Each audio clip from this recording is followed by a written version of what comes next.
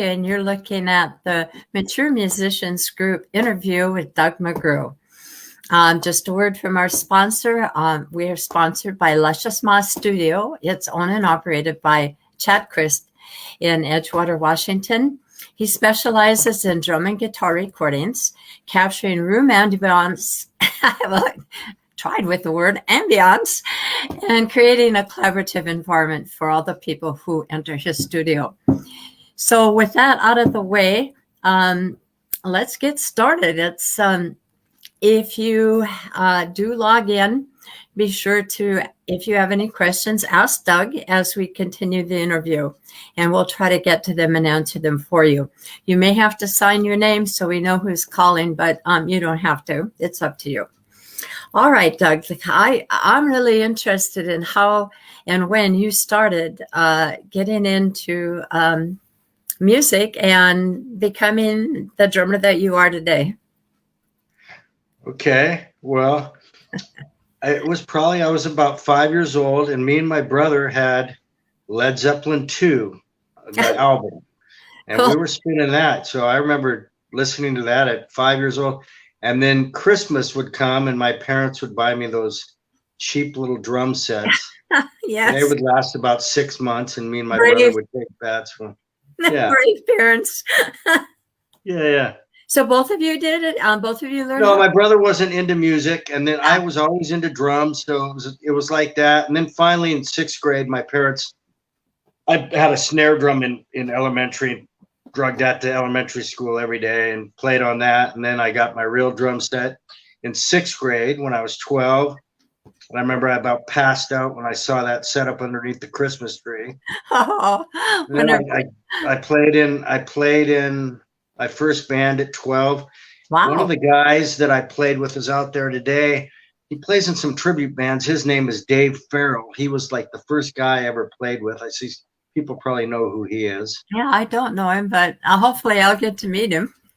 Yeah, and I just kind of pursued it after that through high school. Pursued it, was in the high school band, and then right out of high school, I went to music college. I went to Cornish Institute. Well, what is Cornish Institute? Is that for all musicians or drummers exclusively, or? No, it's for entertainers and artists, and it's jazz based. So that was sort of my introduction to jazz and taking private jazz lessons and wow. And going to the library and just really soaking in. My musical influences at that time before I went to college were just like Rush and Led Zeppelin. Rock. And then when I got to music college,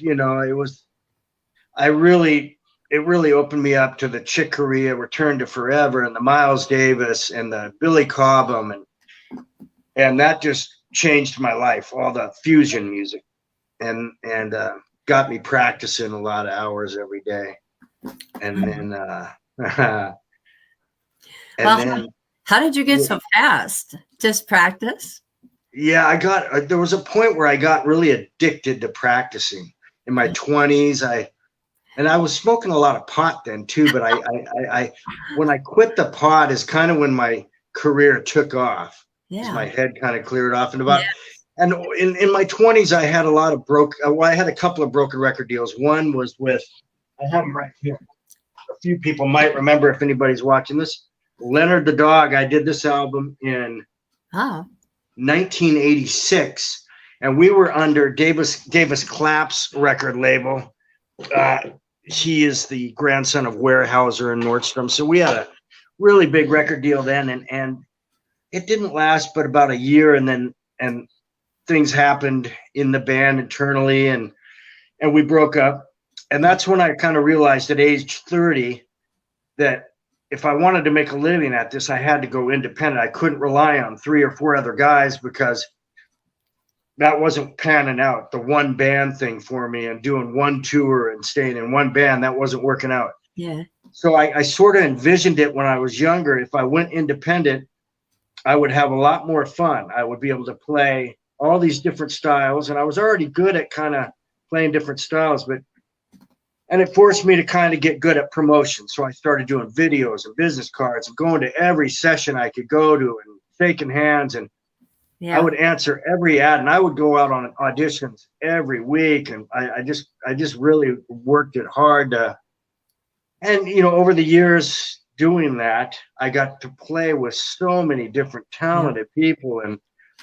And oh God, it was just the best career move I could ever made, because I couldn't have really seen myself playing the same music every night, doing the same tours and the same guys. And boring. I'm glad and I probably have a nicer house and a nicer car had I landed something like that. But I'm kind of glad I didn't go down that route, because, you know, I've been able to play with everyone from Michael Powers Jazz to Queensryche to Robin Ford to just, you know, all these great talented people. I mean, the list goes on and on. Hundreds of bands I've been able to play with and record tons of albums. And so one of our listeners here, he didn't give his name, but he says, Leonard the Dog, very cool, exclamation mark. Oh, good. Yeah. Leonard the Dog. Yeah. So yeah, that was back in the 80s. We were doing the Reagan campaign, Say No to Drugs. So we were going into the high schools and what year promoting. was that? What year? What's that? What year? 78? 70? That was 86, 86, 87, 88. Okay. About 88, yeah. And we were doing the Say No to Drugs campaign, nonprofit corporation. So we were trying to get kids on the right track that were struggling and that kind of thing. Yeah. Well, I think the reason that I never listened to these rock groups, although Kurt has, my husband Kurt, is that I was turned off by the drugs and alcohol and the profanity and the antics. I mean, like breaking up good guitars that I couldn't afford, and, you know, just being crazy, which I'm not sure what that was all about, but it scared the devil out of me. And I turned to, you know, folk like, oh God, I can't even think of one folk song right now, but Peter, Paul, and Mary and that John Denver stuff. And now when I have you guys on, or I see you and I play with you, I have no idea who these people are. Can you tell me a little bit about this Queensryche? I hear that all the time. What was your experience with them? And what group were they? That's sort of a story. There's a lot of stuff online about that, but the brief history is in high school. One of the most talented guitar players I ever played with was Chris DeGarmo, and he'd come over to my house and had his Marshall stack in my bedroom, and we would jam every day and get the bow out, and we'd be playing Led Zeppelin. And then we started a band. It was with Michael Wilton and Chris DeGarmo, and Chris DeGarmo was the founder of Queensryche. We started a band. We had Paul Passarelli and bass player, it'll come to me, I can't, Ratcliffe. Ratcliffe was his last name, Dave Ratcliffe. And we started a band called Joker. And so all these bands were doing these like competition at the Lake Hills roller rink. We would have these multiple band competition things. And Jeff Tate, the singer of Queensryche, this is before Queensryche, was in a band called Tyrant. So he was in another band. All these talented musicians that are still professionals today were playing these arenas, and we were like 15, 16 years old. Oh my gosh. Well, our band broke up, Joker did, and it didn't take long. Joker grabbed Jeff Tate from the other band, or Chris and Mike did. Chris DeGarmo and Michael Wilton grabbed Jeff Tate, and they got another drummer, Scott Rickenfield, and Eddie Jackson.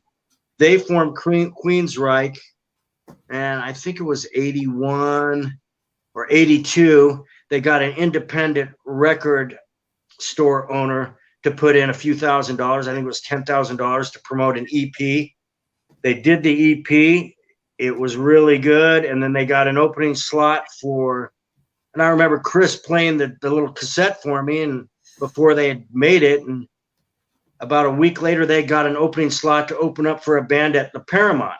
Wow. Well, then after they opened up for Zebra at the Paramount, the next day, the Seattle Times headlines was Queensryche signs $500,000 EMI record deal.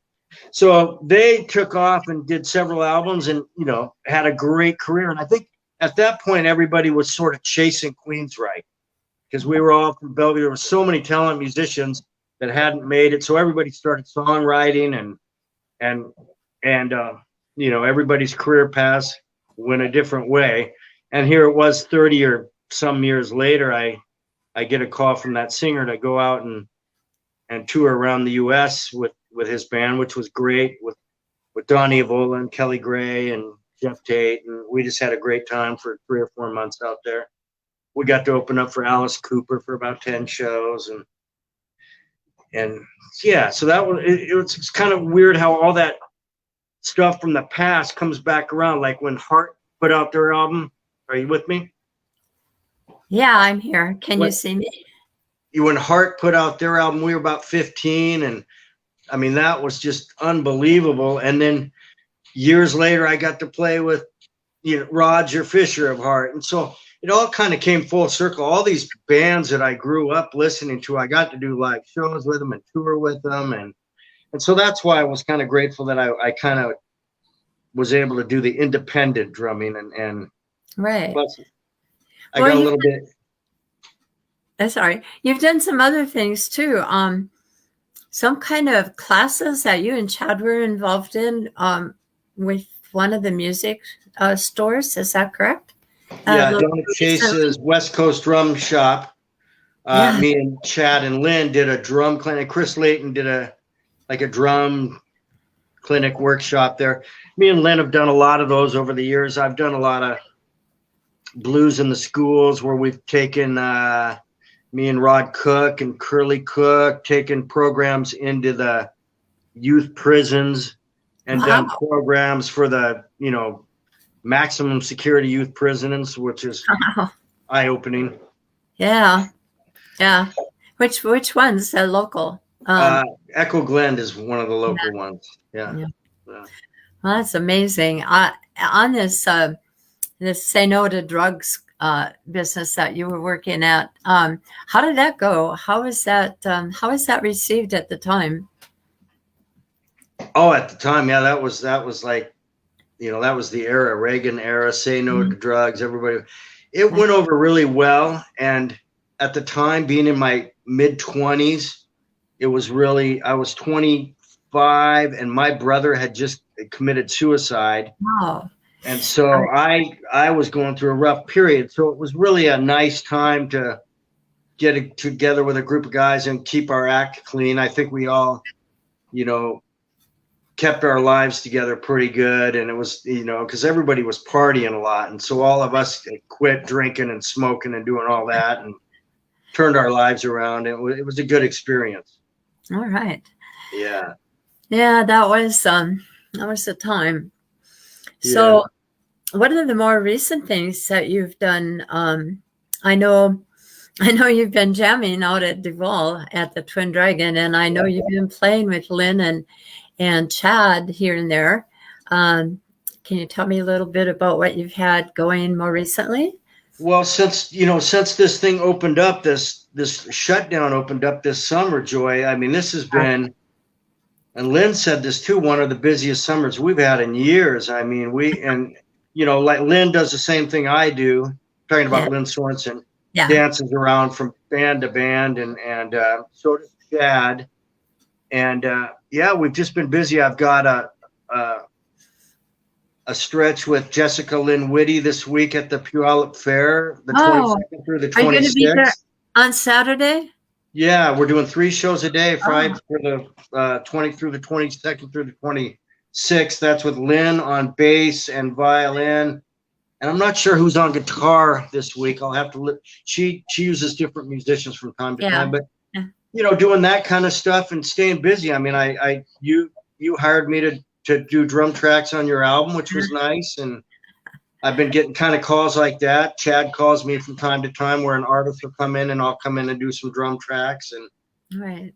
Yes. Well, last night, you know, all during the COVID lockdowns, we were desperate for music. We couldn't go anywhere, couldn't jump, couldn't do anything. And so we'd watch the streaming from different artists, but one of them was Chad's. Yeah. And we actually, last night at Twin Dragon, when you guys, 3 guys played, and I saw it live, I was just astounded. It was just amazing. Oh, was that the first time you'd seen us play live? No, yeah, that was the first time I saw you play live, and it's a lot different than streaming. It was just blew me away. It's cool. Did it? Oh, that's good. I'm glad you liked it. I was a little uneasy because a lot of people, we were too loud. So. Nah, just in the beginning, and Lynn has a habit of doing that. I love him, but yeah, it wasn't unbearable. And of course, we were sitting up front, so we're going to hear more than the back. Yeah. So it was fun. You still liked it, though. You liked it, yes. We got a user here who says Taylor Enlow will be on guitar, you guys, with Jessica Lynn Witty. Oh, okay. Well, there you go. What is that? I have not met him yet. I don't believe, but I'll be playing with him this week at the Puyallup Fair, the 26th through 22nd through the 26th. What is his name? Will you say it again? He said Taylor Enlow, Enlow. Yes. Okay, that'll be the guitar player with Jessica Lynn Witty band this week. That's good. So this is the guy who's going to play lead? Yeah, he'll be doing all the guitar parts. Okay, somebody said the same person. Yeah, she uses different musicians, and you said. I'm looking forward to it. I hear he's real good. Yeah. What are the times on Saturday?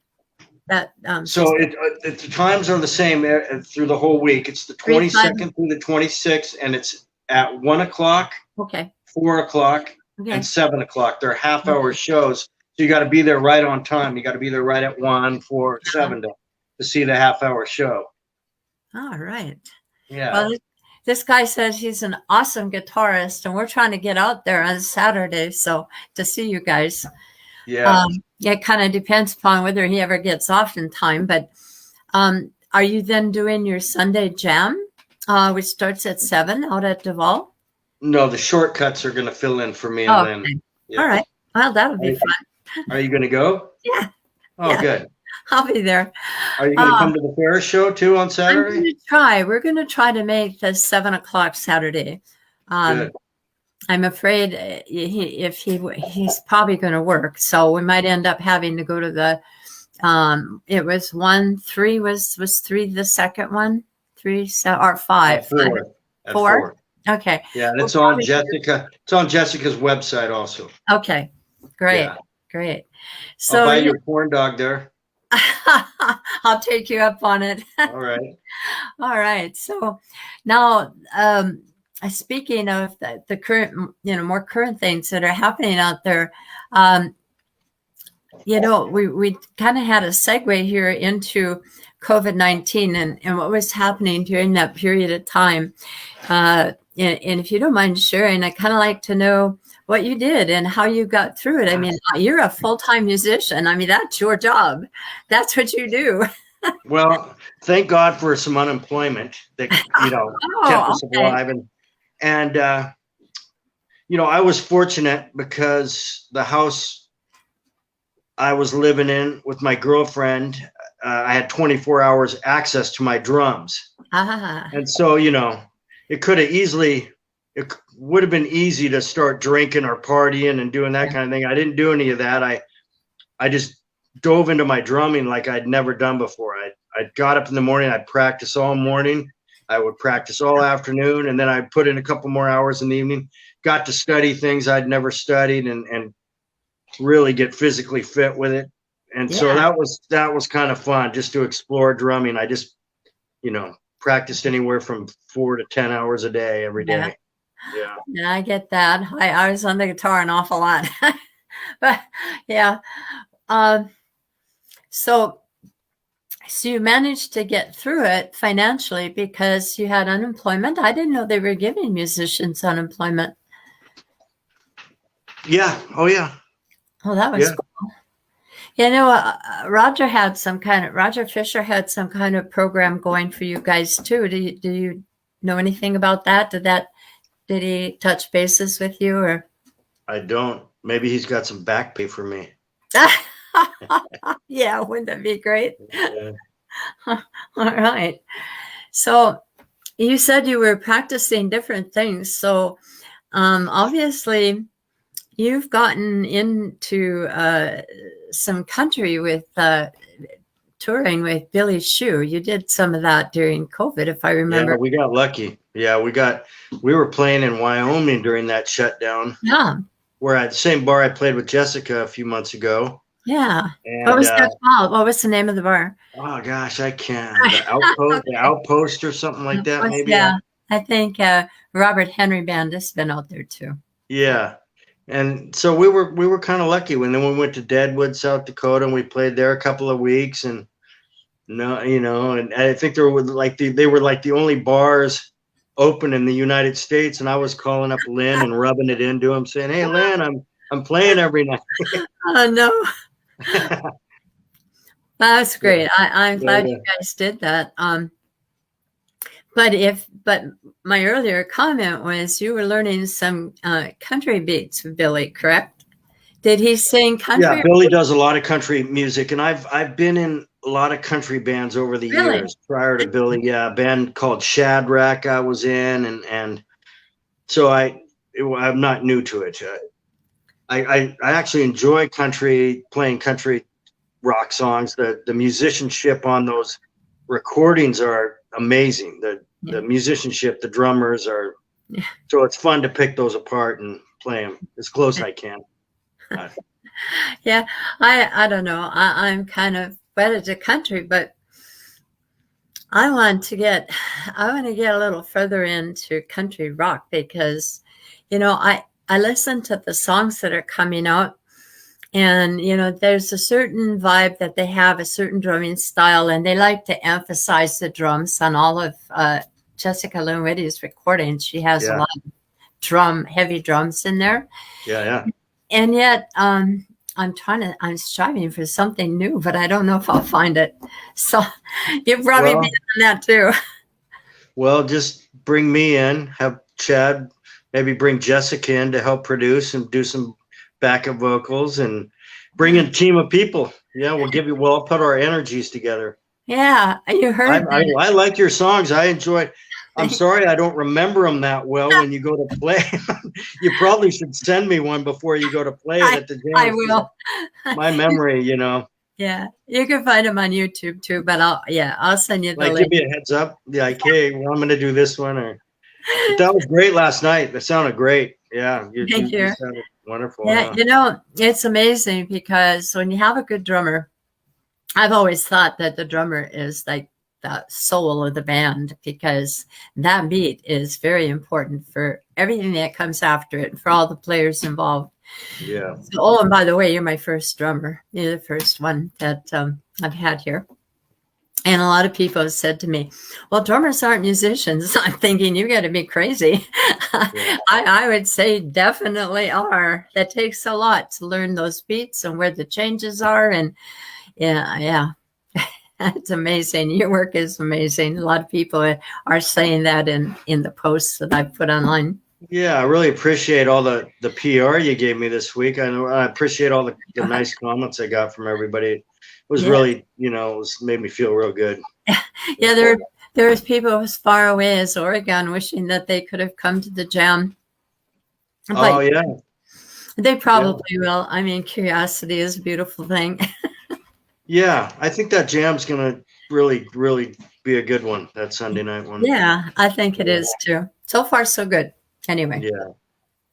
So you got through with unemployment and people like me hiring you and playing for different artists. And I think you mentioned jazz. So have you actually played with jazz bands? Yes. Yes. Tell me a little bit about that. I can't. Well, I studied jazz. I studied jazz in music college, and that's sort of I did a lot of that when I was in the shutdown with CDs that don't have the CDs without the drums, and it's jazz and jazz fusion. So I could play along with all these recorded tracks and having fun with that. But some of my best experience was I playing with Michael Powers was really really great. I've done quite a few shows with him over the years. And Michael was actually in music college with me down at Cornish in the early 80s. And he's one of the jazz greats out of Seattle. And then I, over the years, just I'm really green at it when it's real heavy jazz and that kind of thing. And I don't read that much. So, but it's fun to do. I can fake my way around that. Do you do this do you pick up these beats by listening to them? I mean, a lot of times you'll listen to a recording before you play for me, but, or do you use the drum charts? No, I think it's just over years and years of playing with so many different bands and just learning on the fly. Yeah. And just listening and a lot of practice. I mean, I've spent, I put a lot of time into practice. I'm not doing that much anymore because my joints, and I'm playing so much out live that I got to watch how much that I'm practicing in the day. So I'm not doing too much of that as much anymore. Yeah. Arthritis, a nasty word. Arthritis, a nasty word. Yeah. There might be a point I might have to take a few months off and have some hand surgery done. That's what my hand doctor has told me. So I've been fearing that a little bit. I've been living in a little fear about that because I'm having some issues with my hands, but it doesn't really affect my playing. It's just, it's not getting any better. So if you see, does it affect you when you throw those sticks in the air? No. No, it's kind of scary though. Whenever you take time out, like if I go out on a tour and someone hires me out on a tour, and then when and you've got all your business cruising around here and your phone's ringing, and when you leave town for a few months and you come back, it takes a little bit of time to build everything back up. And sometimes you lose rooms that you had. And so a little fear in that. Yeah, a little trade-off there. Yeah. When was the last time, other than with Billy, that you've toured? But the last big one I did, I've done just little ones, weeks out and here and there with Jessica and Billy and some other artists. But the last big one was with Jeff Tate of Queensryche in 2012. That was months and months out there. Yeah. Wow. Yeah. I can't even imagine that kind of life. I think it would be just really, I don't know, my brain. How many people do you think came to concerts like that when you were with them? Oh, it varied. Some, because we were going from city to city, so some shows were smaller just so they could keep the tour rolling. But I think he was average anywhere 1,000 seaters, maybe more. When we were out with Alice Cooper, it was a lot, thousands of people. Yeah.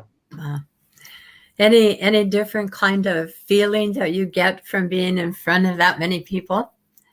At one point, it hit me. I was playing in Vancouver, Canada, and we were opening up for Alice Cooper, and we had gotten really tight. We were about 3 months into the tour, and band had gotten really good.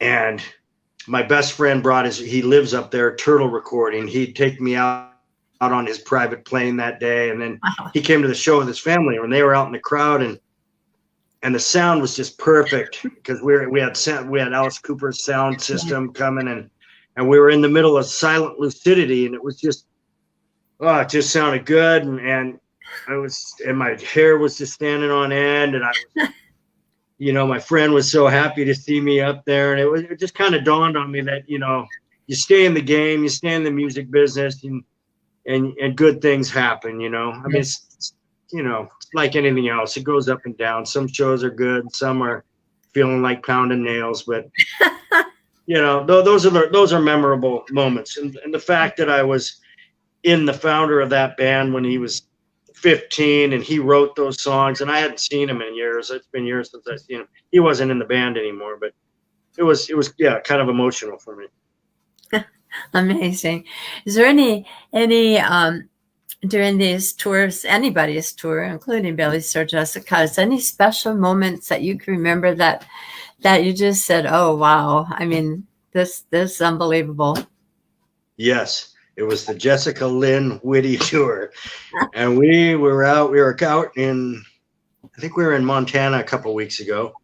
And they took me, it was like a little tourist place about the history of the country or the older days. And there was a little old church preacher room.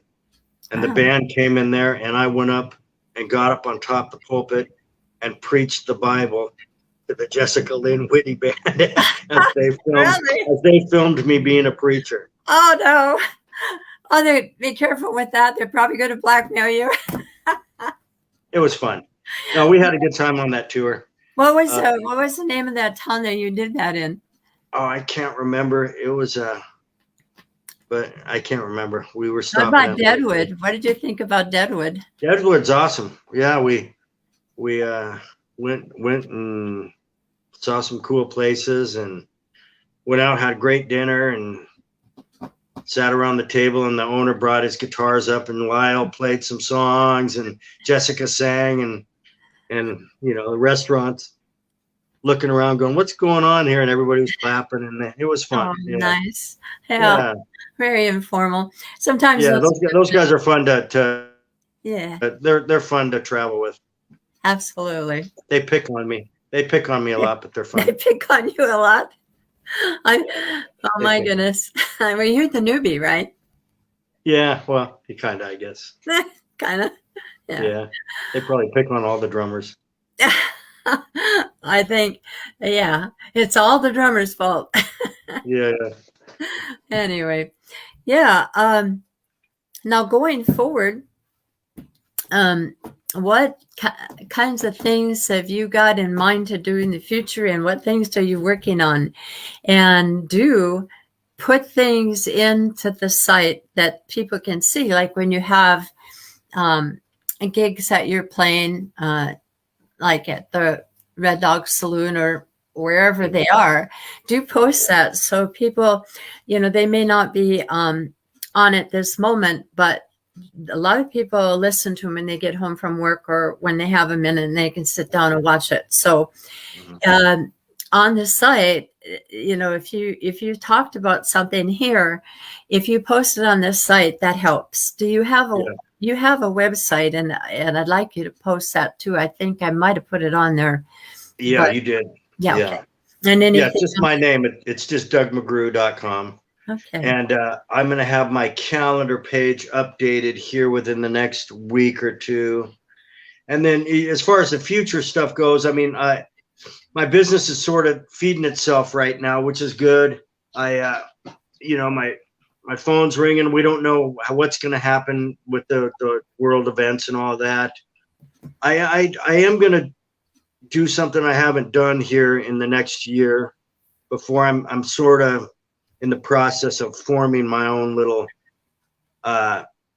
3 to 5 piece band. You know, probably fluctuate, but it's going to be more of a jazz fusion, fun jazz Latin fusion sort of thing. And I'm buying a little keyboard, and I'm going to do a little songwriting, which I haven't done much of. I contribute, but I haven't done actual, you know, writing a full song. So I'm going to make a stab at that. I'll tell you what, it takes a lot of rewrites. Yeah, I'll bet. Yeah. And you know, I can write it, and then I rewrite it, and then I put it to the music, and then you got to rewrite it again, and then I take it to be produced, and Chad looks at it, and it's another rewrite. Yeah, then he rewrites it again. Yeah. And then, I remember that. You were trying to make some points to him, and he was like, "No." And then I think I came in and broke the ice on one of those decisions. Yes, you did. Yeah, there's a song coming out called "My One Desire." Yeah, that you kind of took off with that, and he did do what we asked him to do. Yeah. I forget what it was. Something about a piano. You wanted the piano or something like that. Well, he has this baby grand piano. And that's where he said last night that he started when he was 5 years old. His mom was a piano teacher, and that's where he started. Yeah. And so he has this piano, and I went in the house to get a cup of coffee when I was recording, And I said, do you play the piano? And he said, yeah, I do. And I said, play something for me. And he did. And so I said, I'm going to write a song that you will play the piano on. And I did. Oh, that's how that went down. That Okay. started. Yeah. Okay. And so what I wanted him to do, this is kind of built after a song that I really enjoyed from Dan Fogelberg, Run for the Roses. Have you ever heard Run for the Roses? I don't know if I have. Oh, it's a beautiful song. And I wanted it to be similar, but not exactly. And he plays, somebody's playing the piano in there. I'm not sure who it is. And when I heard him play, I thought, oh my God, this would be beautiful. So I wanted the ending to hear him playing going out of the song. And that was the argument, but we won. Yeah. I now I kind of remember that. Yeah. Chad is an ultra talented human being. He's just such a neat guy. So fun to work with, and I'm so glad that I'm in his little network, because he's just such a good guy. Yes, he is. In fact, he's coming on next week. So I think he 2 o'clock on Monday. He's real busy, so that's good you got him. Well, actually, I had told him that I wanted him on, and he kind of asked me once, and I thought, oh, you're hooked. So he's got quite a backstory too. Yeah, he is. Yeah. So have you ever worked, and I know it's hard to talk about anything negative, but have you ever worked with anybody who is really difficult to play for? Oh yeah. Yeah, over the years. Oh yeah. I mean, I could tell you stories that are, I've cried. I've left gigs crying, or Oh, no. I've been humbled. But though some of those band leaders that were really tough to work for were some of the best bands I'd ever been in my life. And I really got growth out of them. Yeah. Because my only way to learn was just to really do whatever I was told to do. I mean, if you want to be an independent drummer, I'm there to make the other musicians sound good. So if they want this groove, they want it this volume, I'm going to do whatever they want. But sometimes it's challenging. The band I'm talking about, and you can hear some of the audio tracks, that was one of the best bands I've been in for a decade, was Albritton McLean in the 2000s. I don't know what year, it was a while back, but Albritton McLean in the Bridge of Souls, and one of the most talented guys I've ever worked with. But he was a tough band leader. R&B. Oh, rhythm and blues. Yeah. Okay. Yeah. So if you go to my website, you'd really like it. And if you don't, I'll remind you when I see you again, and we'll play some of it. Yeah. I was there, but I didn't read every little thing. I got kind of caught up in the pictures and stuff. Yeah. But yeah. Oh my goodness. I can't imagine. How old were you when this happened, when you had this growth experience? Oh, all the way up. As a lot of it was, it's just psychology, because again, it's like there's sort of there's not a lot. I don't think there's a lot of people that do what I do, where you're an independent contractor on the drums. Yes. And so a lot of it is just being, if I could break it down, and I did an instructional DVD on this in 2003, how to be a working drummer. And it just came down to how I realized I was getting a lot of work was I was there early. Like if someone hired me, I would try to beat the band there. I would set up. Right. And so right there out of the gate, they can rely on you. When my phone rang, I answered it. I didn't, I always answer my calls and that kind of thing. And the main thing was keeping my act clean, staying away from the drugs and alcohol, because I've certainly had my share of battles with self-destruction over the years. Yeah. And well, for whatever excuse or reason you use behind those, you try to learn and grow from that, because the music industry is riddled in that, and so the more you keep your head straight and keep away from the drugs and alcohol, Right. you got an edge in this business, Yes. because most people are engaged in that. Or not at my age. I don't get that anymore at my age. Everybody might have a drink or two, or might take a toke or two, and it doesn't affect their playing one bit, So We have another unnamed person who left a comment here, and speaking of drums, says hello from Navajo Nation. So I don't know, but I have a person that I met who is doing some things with the teenagers here in Redmond, and he's been carrying water out to the people in the Navajo Nation in Arizona, because that's the only way they get their water. And they were hit very badly with COVID. And he's just quite a person. So I can't pronounce his name, oh Lord, but I do want to welcome him if that's who he is. And if it's not, I still welcome you, and I'm glad you tuned in. Yeah, that's awesome. That's good. Yeah. As far as the drugs and alcohol, I've never had that problem, thank God. I don't know why. I guess my parents were not. My dad never drank, and my mom was responsible. She'd have a couple, but not very often.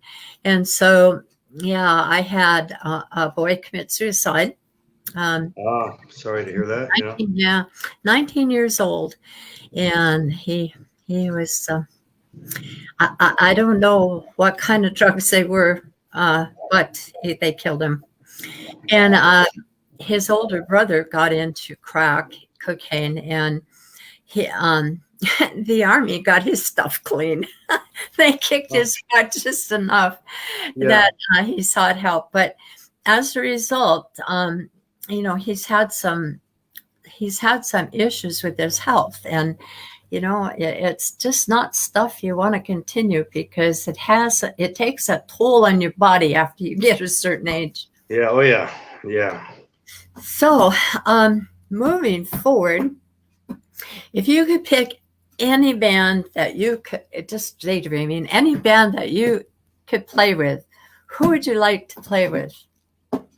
Oh gosh. Today, I guess if it was today, I mean, a few years back, I would have said Led Zeppelin, but today I would probably say,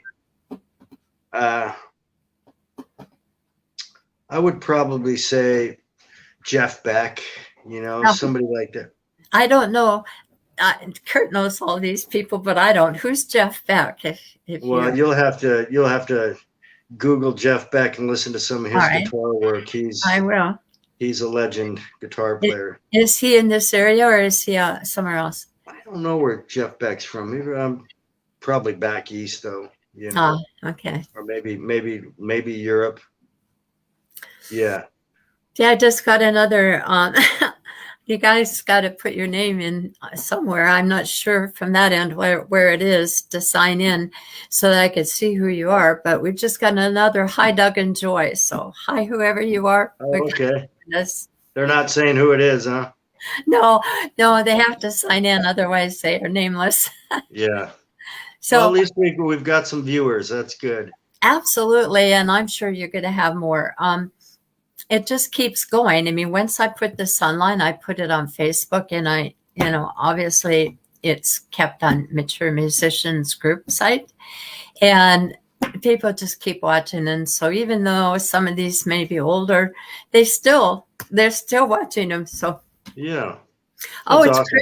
Chris Thompson. Do you know Chris Thompson? Oh, Chris, do you know Chris from the jam last night? Chris, you were sitting right.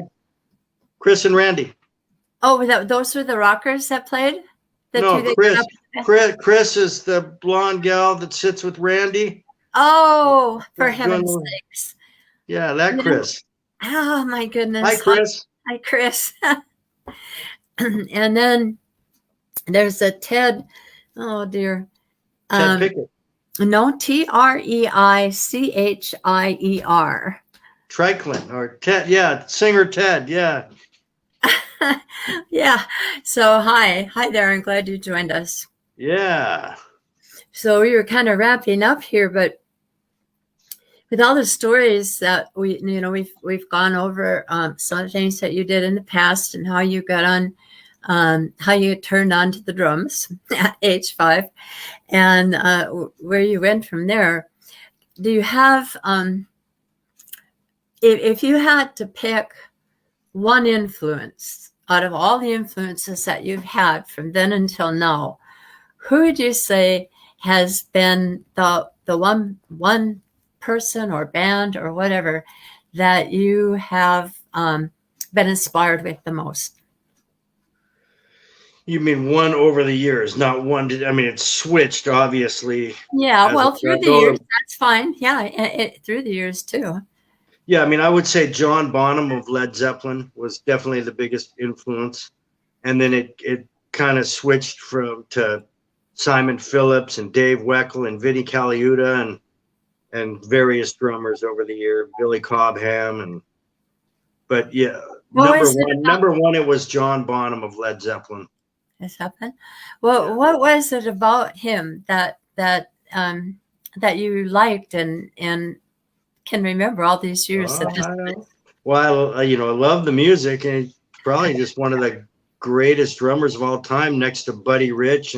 But there's so many great drummers now. But just 4 guys, what they were doing with music, those 4 guys was at the time was just unbelievable. It was really so inspiring for so many musicians. What year are we talking about? Oh, Zeppelin was 69 through probably 79. I'm guessing 68, 69. I don't know There was a lot of good music coming out about then. So when we get through today, Joy, you should listen to some Led Zeppelin today and listen to some Jeff Beck. I'll tell you what I do. Whenever Kurt comes home, we listen to these and we go back over it. And excuse me, for all the people that I don't know, he starts telling me their stories. Yeah, so well, that's good. I know, and he'll name a song that they're known for, and I know the song, I know the music, but who the lead was or who the drummer was, just it goes past. Well, didn't you guys work for a lot of big bands? Yes, we did. Just before I go into that, we got a hi from Andrea Hollister. Hi, Andrew. And she also said hi to Ted. So if you guys have any questions for Doug, that would be a good time to ask him. Where was I? I was going to say something about something. I remember what it was. We were talking about you and your Kurt had. Oh, yeah. We worked for a production. And during the time that I had my band was 2000 to 2015. And at first we started Gold Rush Fever, and the drummer had Gold Rush, the name of our band, on his drum. And he took the drums and the band name, even though we'd paid for it. And so we eventually changed it to Gold Rush Fever. Okay. And we played everywhere.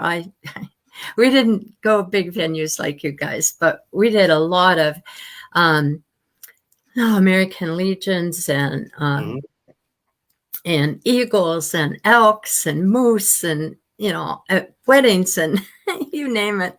We had retirements. It was just a great time, but we also needed the money because we were putting a lot of money into our equipment, and as you know, it doesn't pay that well. Well, so you guys have been in the business quite a while. Yeah, 15 years we did it, and then after that I started it back in again in 2019, I believe. But nice. We joined this production company called Rhino. And I don't remember what their name was, but Rhino Productions, but it's out of Tempe, Arizona. And they had a Tukwila office. And somewhere he met this guy that would go up the towers and put the lights on like the Space Needle. And so he'd put all the lighting and so forth in these big Tacoma gigs and Everett and all these different venues here. And so we got to see so many stars. I did the driving at first. I was the driver, the runner. Yeah. And I fetch things. And then eventually I started doing the roadie stuff and wrapping up cords and doing all kinds of crazy heavy work and lifting these huge beams down in the gorge. And we had some really heavy stuff there that we were doing. I'd be so tired, I would literally be dragging my butt by the end of the day. But we got to see all these concerts free. Yeah. Oh, dear, what have I done? But anyway, we did all these free concerts. And some of the most memorable as far as how good they were to their roadies and their people was Tim McGrew and Faith Hill. They were really nice. Super. And good. Trisha Yearwood out of Tulalip, she was very interesting. Those are notable ones. We did so many. Yeah. And I did wardrobe for the dancers for Celine Dion's show. And polishing shoes and sewing on buttons and all that crazy stuff. So we got to know these people a little bit. You wouldn't believe, they come in there with these great big semis and it takes hours to unload them. And when they give a concert, they have these unbelievable speakers from, everywhere. I'm thinking the Tacoma Dome, and the sound is just something else. But our favorite one was Walking with Dinosaurs. Did you ever see that show? Oh my God. It was just, they had these dinosaurs and they had the sound of these dinosaurs and they were all mechanically, I don't know if it was computer or what, but it's a great place. Yeah. I met a lot of people. There was one band that was out at Snoqualmie Casino, and I went over a bump, and the lead for that band just read me the riot act. And he called Rhino on me and told him, blah, blah, blah. I went over a bump too hard. So. Okay. But, hey, it comes with the territory, I guess. But yeah, we were out there for a while doing all that kind of crazy stuff. Well, let me give a shout out to your man, Kurt, because he's an awesome guy. Yeah, well, eventually he started, there's a Chris somebody or another. Oh, God, he can kill me. But there's a country star named Chris something that's right here in this area. And forgive me that I don't remember his name. But he has some great music. Anyway, he did the sound for him because the sound man couldn't get in on the jet in time. And so they picked Kurt. Kurt had a really good ear for sound, and he did a lot of our sound. So they tapped him once or twice for that kind of stuff, and the stars loved it. So he was there too, man. That's great. You got to do all that. Well, we needed to know. We needed to know about it. It was certainly an experience, and these big stars put on a big spread. So after you load the trucks or whatever, it's dinner time, whatever, they have all this food laid out for you and drinks and so forth. So yeah, they're really good to their roadies. Nice. So hopefully someday you'll be with the band and did any of your bands do that or is that? Did they? Yeah. Oh yeah. Well, on the budget. Yeah. Yeah. I always felt, when I went to these gigs, they all made the roadies, most of them, I wouldn't say all of them, but most of them made you feel pretty special, like they appreciated what you were doing up there. Yeah. That's good. So I do hope the people that are listening or will be listening later on today do go to the concert at what is it? It's in Puyallup, right? The fair? Yes. Jessica Lynn Witty. The 22nd of September 22nd through the 26th. Yes. Wednesday through Sunday. Show times is 1 o'clock, 4 o'clock, and 7 o'clock. Half-hour performances on each of those. Featuring Mr. Enlow, was it, on guitar? Yeah. How bad I am. See if I can find him on here. Yeah, Taylor Taylor, E-N-L-O-W. Taylor Enlow. Taylor Enlow and Lynn Sorensen and myself. Jessica Lynn Witty. That's what we're doing this week. Also, on Tuesday night, me and Billy Shue have tomorrow night. Me and Billy Shue have our jam session that we do every week out at the Beery and Eagles. That starts at 7:00. That's a great little blues jam that we do. Yes, it is. Has a lot of good musicians coming out to it. Yes, and we got a new one to come in October, but you'll have to check with Billy on that. That's on Thursday nights that we're going to be doing. Yeah, someplace in Federal Way, I think. Yeah. So stay tuned for that as well. So I do want to thank everybody for joining us today, but I do have one last question for you. Yes. So, of everything you've done in your life, good and bad, and everything that's made you grow or has made you especially happy, what would you say in all this music world that you've been in for so long is the most memorable thing that you take with you? You're talking about music, right? Yeah. Well, yeah, I know your grandson and your daughters. What's the most memorable thing I'd take with me? God, there's so many. I don't know. Let me think about that. I don't know. I mean, are you talking about what's the most memorable performance or the most memorable? Well, the thing that sticks with you most, for example, Jessica, I had Jessica on here. It was a week ago, 2 weeks ago. Sorry, Jessica. But anyway, she had a moment on stage with a little girl who wanted to come up and sing with her. And she got down on her knees and gave this little girl the mic so she could sing on stage with Jessica. Oh, nice. Yeah. Nice. And she said that little girl reminded her so much of herself, and she wanted to do this so bad. That was Jessica's most memorable moment. That's awesome. At this point. So something like that.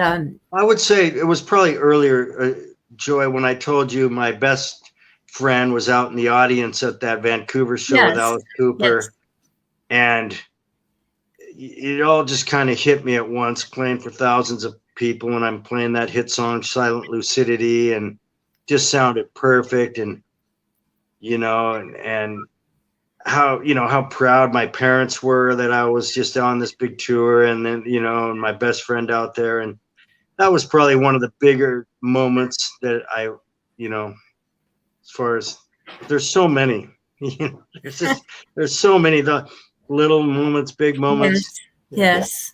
Yeah. Well, yeah, I don't know if I had to answer that question. I have absolutely no clue what I'd say, because it's a string of little and big moments that all become just part of it all. And it's hard to pick any one thing Yes. I mean, I've got a couple of things that just in closing that I try to keep my mind present on, and that would be the two words, love and forgiveness.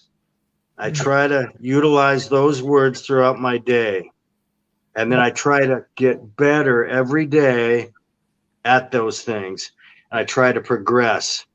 I try to progress in my business, my drumming, my health, my spirituality, trying to just make a little progress and share a little love and try to get outside of myself so much and try to help someone else out. Like, this is awesome what you're doing with the interview thing. And I love the music. I love the music community. It's just awesome that everybody is, yes. And the way that professional musicians, like working with Jessica this week, how she utilizes other professional musicians, and we all keep each other working and happy, and it's awesome. Yes, it is. Those are good words to close with. I do want to say one thing. Andrea is made a comment that Jessica and you guys, Taylor and Lo, will be on the Coca-Cola stage at the fair in Puyallup during 22nd through the 26th. Right. So keep in mind where to find you guys. That's good to know. Now I know where to go. Well, you have been You've been an inspiration to me, and I've really appreciated all the help that you've given me. And, you know, when I came on the stage, I was so scared all the time to come up there. If I'd known who these guys were at your jams, I'd probably never gotten up on that stage ever. Yeah. And you've always been, you know, so welcoming and so helpful. And I think you're really coming along with that love and forgiveness stuff. Oh, that's good. That's So awesome. I've appreciated it all, Doug. So I do want to thank you for coming with us on this journey and this interview. And I look forward to the things that you're going to be doing in the future. Do keep in touch with us on Mature Musicians Group so we know what you're up to. And have a good rest of your day. And I will see you at the fair, hopefully Saturday. Somehow I'm going to get there. I'm not sure how. But Okay. I wouldn't miss Jessica and your concert for anything, because this is like one of the last times, I believe. Yeah. Yes. And I want to thank all of the people who made comments today and have watched us and will watch us in the future. We thank you for joining Mature Musicians Group. Thank you, Doug, again. And hopefully we can see you in the future. You'll come back on the show in a later date. Thanks for having me, Joy. All right. Take care. See you again. Bye-bye. Bye-bye.